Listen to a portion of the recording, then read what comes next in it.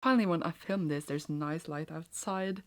Excitement. So welcome to my first wrap up for 2021. I read 26 books. I don't know why. You know, I said I was gonna chill this year and everything. But like, I literally been chilling, but I still read 26 books. It's just happened.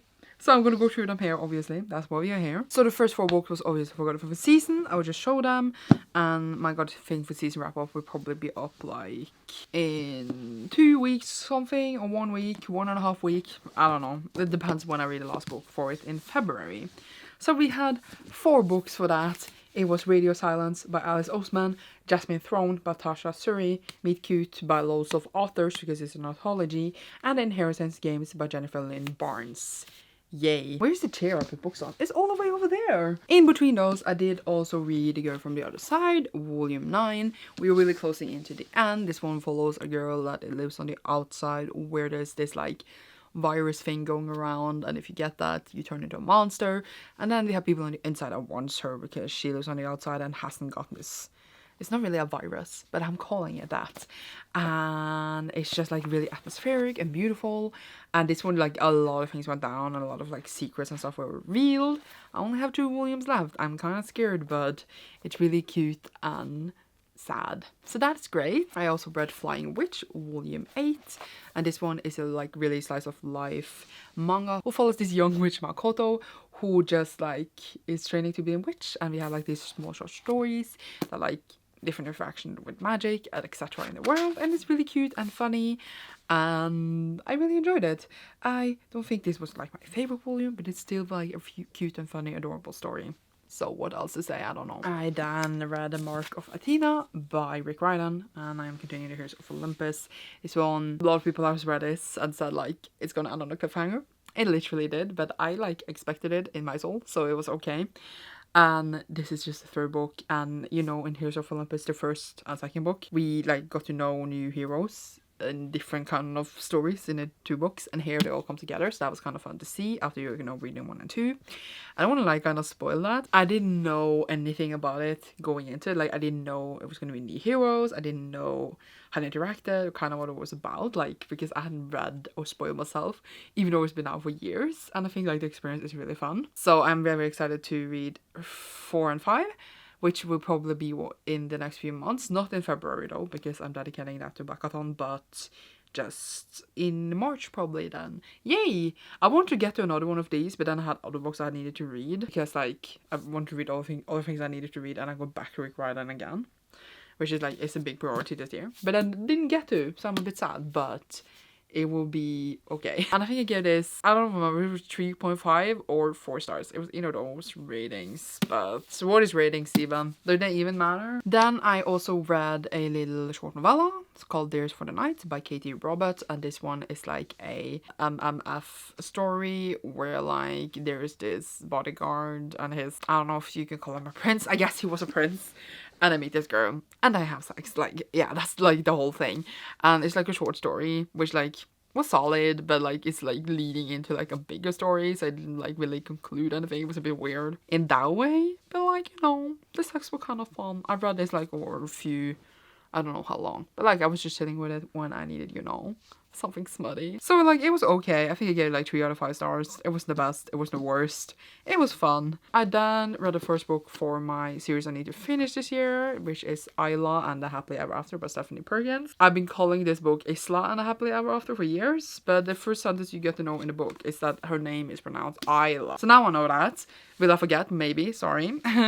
This is the final book in the Anna and the French Kiss trilogy, and it follows like different romance stories where they all like kind of know each other in a way, but they're more like companions to each other. And we follow Isla, who's had this crush on, what's his name? Josh is this name. And she's had a crush on him for years, and he finally like sees her and starts liking her. And they get a thing, and then, you know, there's a bit of drama and blah blah blah. But yeah, I thought it was cute, but also thought the drama was a bit like, really? But like, then I have to think that they are like teenagers, and you know, teenagers are a bit stupid. Like, emotionally. Like, I think I thought when I was a teenager I was mature, but I was not, and now I think about back and I'm like, oh my god. So like, yeah, but like at the same time it was like me, some parts, but like some parts are really cute. I just thought they were very intense in a really short amount of time. I guess that's how teenagers feel love, but I cannot relate, so yeah, there was that. But yeah, I think I ended like the 3 out of 5 stars. It wasn't amazing, but it wasn't like super bad. It was okay. I did have fun reading it, and it went by really fast. But like me. Then I read Jujutsu Kaisen Volume 8, and later the month I read Volume 9, so I might just take them together by Gege Akutami. And this one, you know, continues Jujutsu Kaisen, who follows... We don't only follow him, but we follow Itadori, who finds out that like he's really good at fighting curses, which is what the Jujutsu sorcerers do. They go around and dispel and like fight curses that like... I was gonna say prey on humans, and he goes to the school, Jujutsu High, to become a full Jujutsu sorcerer, and we follow like different storylines and conflicts with different curses, etc. It's really funny, it's a bit sad, and right now we are like in another storyline, kind of like a flashback, and then we see how that flashback affects the now, and it's fun. It's really interesting. I am enjoying myself so much. And I'm excited to read more volumes of Jujutsu Kaisen in March. Then I read Neverwhere by Neil Gaiman, which it was for the Buzzathon challenge. And I had this for my TBR for years, so I've been very excited for it. And basically, we are set in London, but there is like London above and London below. So like below is like really like whimsical, kind of like, I would call it like Wonderland-esque vibes. And our main character crosses over to the below by accident. And then like, for example, he goes to work and no one knows who he is because like he's not in the London he is supposed to be in, and then he thinks he hates it, but does he? And he goes like on this adventure thing with other characters that is from the below. And yeah, like it sounds like a story I would enjoy, but I kind of like didn't like it. I did not have a good time with it, and I just wanted it to go over. I didn't like the writing, even though like I know Neil Gaiman has like really like a certain kind of writing that I think I enjoy. I enjoyed Coraline and enjoyed the Great Book, but this one like it didn't work for me. I just don't think the story was interesting. Which might be weird because like I feel like it's the kind of story I would enjoy, but at the time I was reading it I did not enjoy myself. So like I think maybe I need to try it again, maybe listen to an audiobook or something. But overall like I felt a bit meh. I think I gave it 3 out of 5 stars, but it's more like I think 2.5 when I think about it now. And to be honest, like right now I'm like, what did even happen in it? Because like I kind of just deleted it from my mind. But yeah, I think it's a story I know a lot of enjoy, and I thought I would love it, but I didn't now.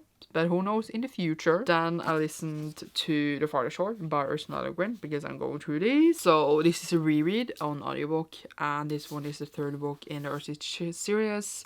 And basically we meet a new character, and he goes on another adventure with Gad, or Sparrowhawk as we call him. And like magic is disappearing in the land, etc, etc. I really like these editions, they're really pretty. I really enjoyed it. I think still, thus I read the 3 first books again.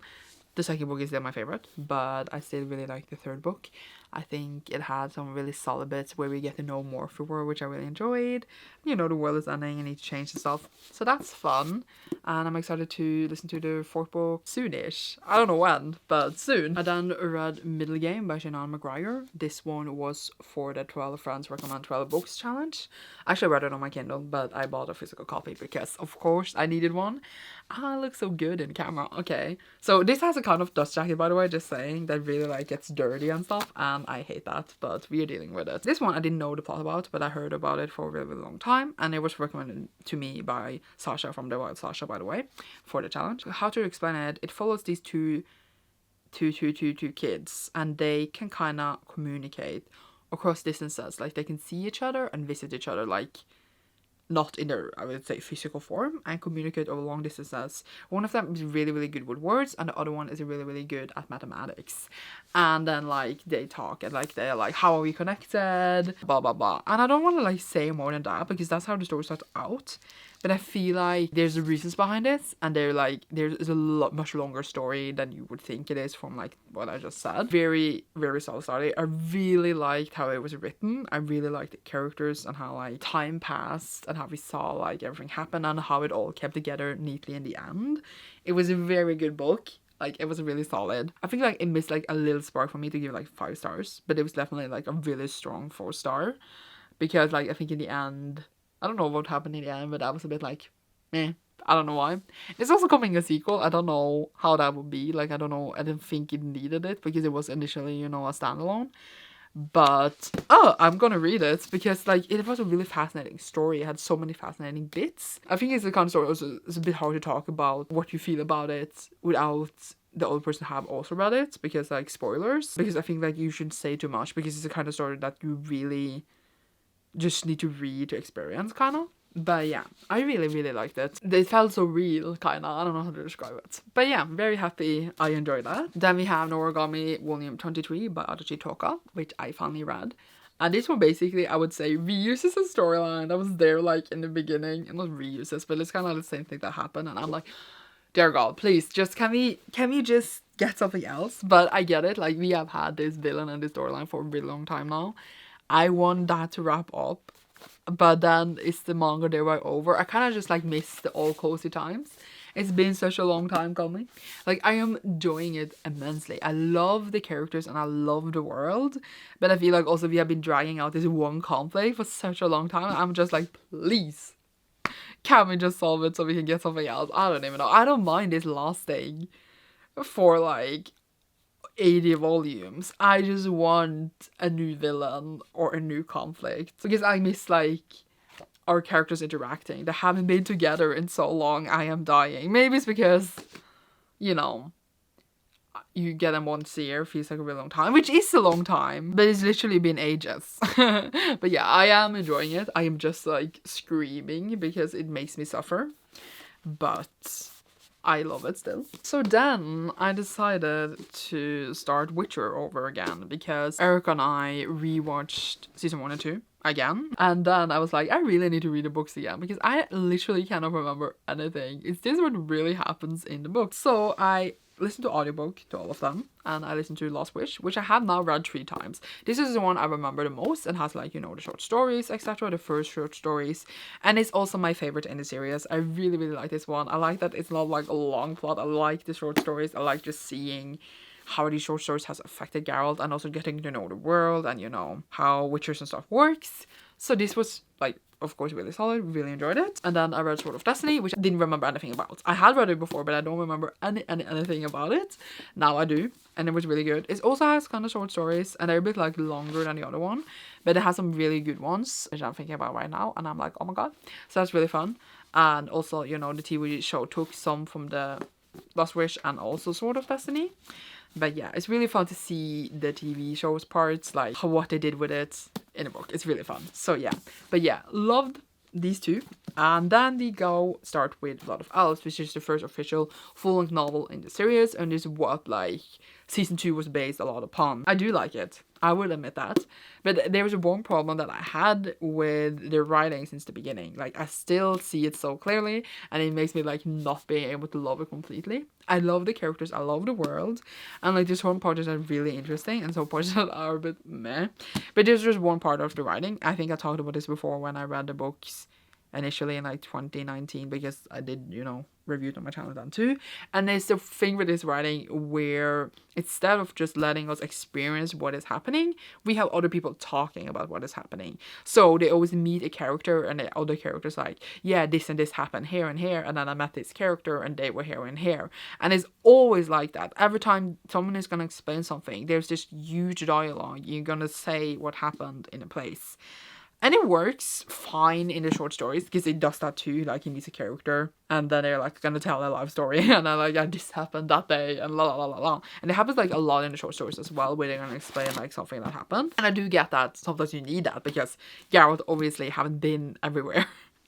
He's like, you know, he needs to get the explanation of the situation. I do get that. But here it just takes a lot, and it was not even that prominent here, but I know like in Time of Contempt, which is the next one, it's gonna kill me, because that was intense the first time I read that. But still, like, it was so fun to see parts of the TV show in here, because I didn't, as I said, remember anything from Blood of Elves. And yeah, I think they did a really great job, I think, in the TV show overall, adapting the work. For example, like the Battle of Sodden is not even like there in the books. They just like mention it in a few sentences, but like it's literally the final of the show. It's really funny to me. But overall, like, I enjoy the books a lot, because I love the world and the characters. I want to see how, like, where all this is gonna come together. but also I'm like, because of the writing sometimes, because it's really like exhaustive writing. I don't know how to describe it, but yeah, overall not all of season 2 was in Blood of Elves. So did it take from Time of Contempt as well, or did it just like make stuff up? Because I don't remember Time of Contempt, but I will listen to that in March probably, so I'm excited for that. And I didn't think I was going to listen to 3 books. I thought it would only be 1 more, but then it went so fast that it turned into 3. Yay. Then I read all of the truly devious books. That's a lie. I guess I didn't read the first book. I had the first book here, but that's a total lie because I didn't read that. I read the 3 truly devious books. That's a sentence. I read 2, 3, and number 4, and I have a full reading vlog up on my channel if you want to check it out with like more cohesive thoughts, I guess. I wanted to like make a reading vlog for a series every month, so this was the series I chose for January. And this one is, you know, a YA murder mystery thriller where we are set on this really prestige school on top of a mountain where kidnapping and a murder happened a few years ago, and then also now new murders are starting. And then we have our main character Stevie Bell, who is like loves to solve mysteries, and she's gonna solve the mysteries that's going on now and the mysteries that was in the past, kind of. And they do. I would just say that. And it's very fun and interesting. And we have weird characters and snowstorms and great side characters as well. It's a great fun time. Like, it's really the kind of mystery, if I was going to read one, I would read this. Feels like Scooby-Doo because like it's like in the end they collect all the characters and they like kind of sit down and like be like, aha, we're going to reveal who it is. And I had great fun with it. I think it's really sort of serious. The 4th book is like a standalone within this though, where we follow the characters after the events, but it's like a standalone mystery. But that was really fun too. And I hope it comes more standalone mysteries in the series overall. I'm waiting, Maureen Johnson. I know you won't let me down. But yeah, it's a great fun. And I would recommend them a lot if you like murder mystery and stuff. Yay! Are you gonna fall? No, it's all fine. And then I read Keeper of the Lost Cities by Shannon Maguire, which I read for KEEPERALONG, which I am co-hosting with Chris and Sasha, and we had the first live. I will leave a link down below if you want to check it out. But basically, we are reading all of the Keeper books, and this is the first one in the series, and I did enjoy parts of it. We follow this girl named Sophie, who finds out she is very special. She's actually an elf, and she belongs to a different world.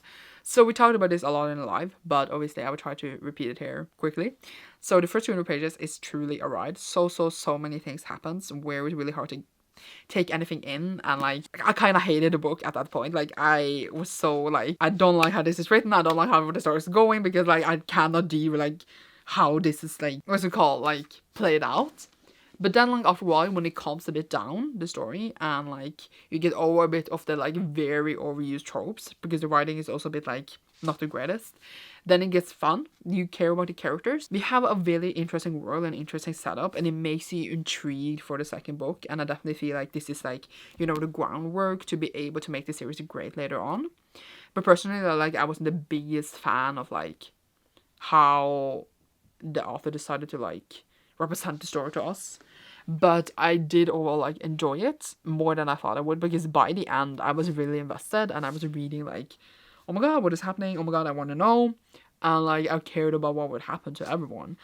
So like while it started off shaky, I think it like collected itself by the end, and I ended up giving it 3 out of 5 stars instead of the 2 stars I thought I would give it. So I think that's a good thing, and it shows that it has a lot of promise for the sequels, which I of course will be reading every month for the KEEPERALONG. You should join us. I think like that was like wrapped up my thoughts pretty nicely, but I'm excited to see where the story will go. Then I read She Overcame the Sun by Shelley Parker Chan, and this one I reread for Non-Binary Book Club, which Jessie asked me if I could co-host with them for January, and the live show has already been as well, so I will leave the link down below if you're interested to watch it. It was a really funny discussion. But yeah, She Will Become a Sun I did read earlier, late 2021, but then I forgot everything, so I was like, okay, if I'm gonna do a live, I really need to reread it. So yeah, and I would say that this book is so much better on the second read, because you know when the story is going to go, and you have time to collect all these tiny details and like tiny bits that Shelley put in that you kind of don't think about the first time around. So I just loved it even more. Like I adored it the first time, but I just loved it this time, and I am really happy that I reread it. I was planning to reread it at some point anyway, but now I like, you know, this pushed me to do it sooner than I thought I would, but I am so happy I did, and I think I'm going to read it even another time, but this time on audio, but I think I will do that closer when we know the second book is coming. I didn't even say what it was about. So it follows Sue, which I keep forgetting the name of, who like was nothing because that was how it was predicted. So she takes her brother's life, or potentially it's her brother when he dies, and like joins this monastery, and that's just the beginning of her journey to becoming great. I kind of don't want to say more because like it's the kind of story where I think you're just gonna go along on the ride, and it is, you know, a bit, I wouldn't say dense, but it's not it's not like really fast and high paced fantasy, but you're there like for the details, for the characters, for the representation, and just it had so many good bits and so many connections and characters you don't expect. And honestly, I'm thinking about it now and I'm like, I didn't think I properly processed it the first time, or properly like saw what Shelley had given us. And now I'm like, dang, Sandra, you were kind of stupid the first time you read it, but that's okay. I feel like I really didn't read it that first time. I don't know what I was doing. There's a lot to take in, but it's just like, now I have like, I think like this full big picture of the book, and just like so many great parts of it. It's written so great as well, that I'm so grateful I read it again. It's still not a 5-star read. It's like 4.5 out of 5 stars, but it's definitely like, I am surprised how like I really just like opened my mind about it, because like it's not like, as I said, I didn't enjoy it the first time, but now I kind of love it. So I'm happy. I don't have much to say. So check out the live for more detailed thoughts.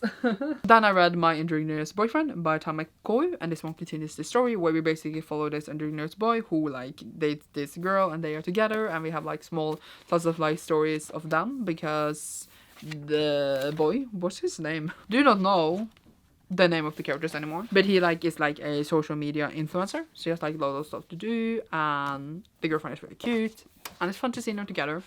Like, it's not like super complicated, but it's really adorable. I am enjoying myself. Not the worst, it's not the best.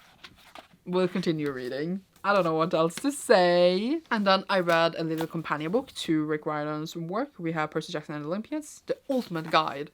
I saw like another guide that they released later, so I don't know what they're doing. But anyway, here is some collection cards, and I just have to say that Percy looks so funny here. Where is he? I cannot deal with how Percy looks in this, by the way. He looks so funny. Look at him. Look at him. Wait, they're not... He looks a bit like... I don't know. It's just his face. It's just really funny to me. But yeah. So this one is not a long book. It's like 150 pages. And I bought it because I want to read like all of the companion books. Because there's a lot of companion books. But I think like Rick Riordan, you know, wouldn't let us down. I have read the Demigod, just called Diaries. I don't even know. I have enjoyed the companion books enough. So, wait, I only want to. Either way, I'm gonna read all the companion books. So we have, you know, this. And this one kind of sucked. So I am a bit confused. It kind of like sums up the story in the first, you know, series. And then we just like get like this small, I don't know even know how to, I need to show you kind of like small, like for example this, you have just like pages where it says a bit about each monster that I meet. It's not really that interesting. I think like maybe it would be fun for kids and stuff. But it's just like, one of these monsters they met here, and one of these monsters they met here. And I'm like, okay, that's fun. It has nice illustrations and stuff. And I think maybe it will be fun for like a little kid to carry this around, to like remember and like talk about these monsters with their friends. That's like how I'm at in this book. Not that anyone, if I had this as a kid, would ever talk to me about any of this, because they would be like, you're weird, Sandra, but okay. I personally did not like how it was like written. I know like maybe I'm not a target audience, but it's just like, I think like they could have made like this companion thing, like about the different monsters and, you know, different characters, so in a different way, because just how it was delivered didn't work. But like, oh, it's a bit cool book, but I didn't like it. I was like, this is weird. Because I also feel like a kid would be bored just reading about, for example, a monster, a god. I feel like I don't know. But yeah, there was like a test in it where you could like test yourself what your Greek pairing would be. I got Athena, just so you know. So that was a bit fun. But yeah, I think I gave it like 3 stars, but I think it's more like 2 stars. I don't even know. Then I read The Darkness Outside Us by Elliot Scherwerfer. Oh, this is actually the last book because I talked about the other ones like in between. It went so fast. And this one was the Facing Gates pick for January. And the live show has not been yet, so you could still join us. It will be on Break Even's Books channel, so you could go and check that out, like, if you want to know. I will also announce it on Twitter and Discord as well, of course, so like, yeah, the links are down below. What to say? So this is a sci-fi, and it follows these 2 boys in space that is going to travel and say, like, on a rescue mission. So they're gonna save a particular person, and they're in space. And like, I can't say more, but I would just say that this book was not what I thought it would be. Like, at all. Like, it really took a cake, I would say. It really took some steps. I am like pleasantly surprised about how it all turned out. It was really fun and interesting. Kind of dark and a bit sad, but it was really, really, really fun. And I really enjoyed myself because I didn't think it was going to be like this at all. And I really liked the story, and I liked the characters, and I liked everything. Like, I am just like, what? How can I like so much? Honestly, I am just so interested to see what the other hosts thinks about this, about all the plot twists and how they would turn out. I think it would be really fun to talk about, because I feel like we haven't read this kind of book before yet for Facing Gates. I don't actually remember. We have read so many books now. But it was just... and that's what I thought it would be at all. If you read a book, you know what I'm talking about. If not, then I can't say anything more. But it just turned out really funny. I especially laughed out loud at the last sentence. It was so funny. So like, I had a good time, but there's like so parts I'm like, really? Really? It worked out, and I did end up enjoying a lot. Like 4 out of 5 stars for sure. But we will see what the other host thinks, because I keep lowering my ratings after our live shows. But maybe they also really enjoyed it, and I will like higher it. But yeah, I'm very excited to do a discussion on this, like really, because I can't stop smiling, because it was honestly such a ride, and it was so much fun. It's a really great pick, so I'm excited. But yeah, that's all the books I read in January. I haven't calculated my pages yet because I've been lazy, so you didn't get to know that, but it's fine.